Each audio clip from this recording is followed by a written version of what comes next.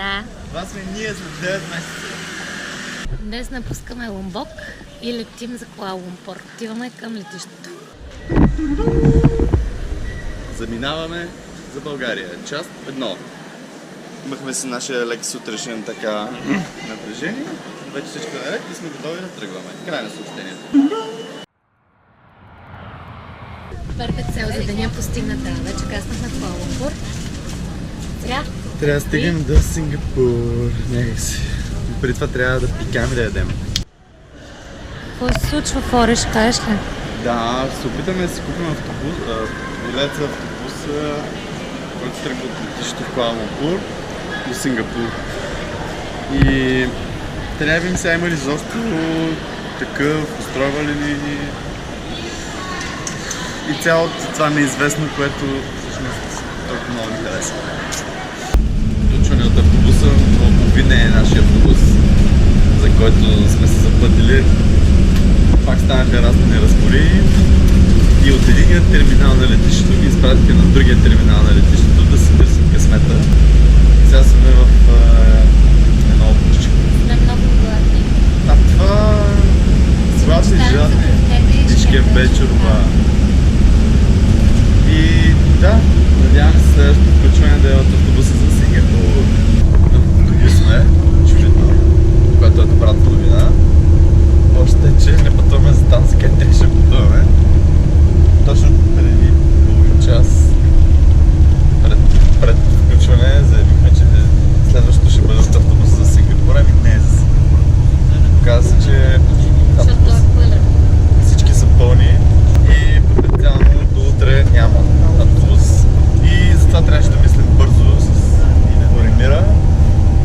Взехме билети до някакъв град близо до границата с Сингапур, даже не мога да запомня името. Да, това вънка е Малайзия и след 4 часа би трябва да пристигнем там. Събота е след обяд и на всичко отгоре е Рамадан. Заредени сме с търпение, защото изчислих чакането на границата. Така че да, не пътуваме към Сингапур, но пътуваме на юг, който е правилната посока.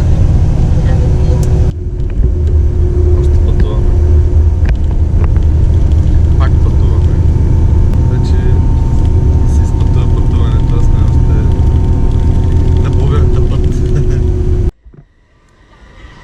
Пристигнахме в Сингапур. Вчера успяхме. Някъде към 1:30 вечерта вече си бяхме в хотела. А сега вече се качваме на метрото. Защото отиваме да разгледаме няколко местенца. Няма да се пренатоварваме много, защото пък утре ни чака много дълъг път. Защото мисия Coming Home е в пълната си сила. Снимаш едно от последните ни азиатски ястия, които ядем в Сингапур. В момента сме в Сингапур. Това малко непретенциозно ресторанче се оказа едно от най-добрите места в Сингапур за нудълси с кариди.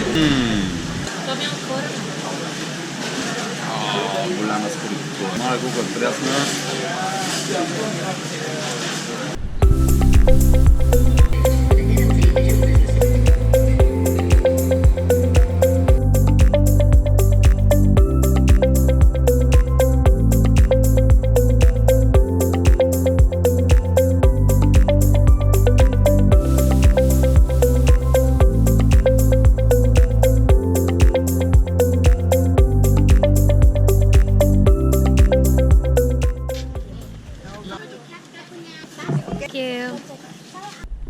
Струваме се, че избрахме точно град за въвеждане в цивилизацията, след като живяхме почти 2 месеца на острови.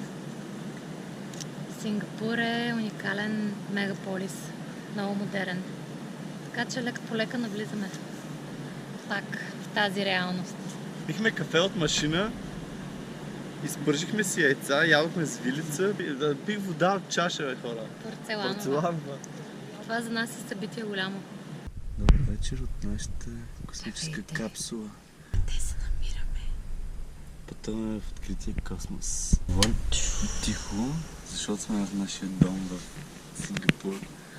Решихме се букнем в хостел космическа капсула. И двамата свори сме. Това е нейната капсула горе. Имаме си табло за управление на цялата капсула. Всичко се случва от тук. Може да сменяме светлината на подсветката на огледалото. Както вече видяхме, жълта, синя, розова, зелена. Имаме обаче два порта за зареждане, два USB порта и имаме какво за слушалка. Тук явно има по принцип телевизионално случай, нашата няма телевизор. Да. Ето Нашия светлината за солариум. четене. Имаме светлината от тавана, светлината от тук и имаме естествено климатизация, която се пуска от тук. И всъщност усилва и намаля. Това са вентилатори. Вкарва отвънка студен въздух, защото отвънка е с климатик. И вътре става доста приятно за спане. Леглото е супер удобно. Има два вида възглавници, ниска и висока. Като цяло, За цяло луксозен доста солариум. готино. Който утре напускаме го, защото трябва да се качим на самолета от Сингапур за Лондон. Всъщност, утре напускаме официално Азия. Това е от нас. Довиждане Ще се видим утре. и до нови срещи. Довиждане. Уа.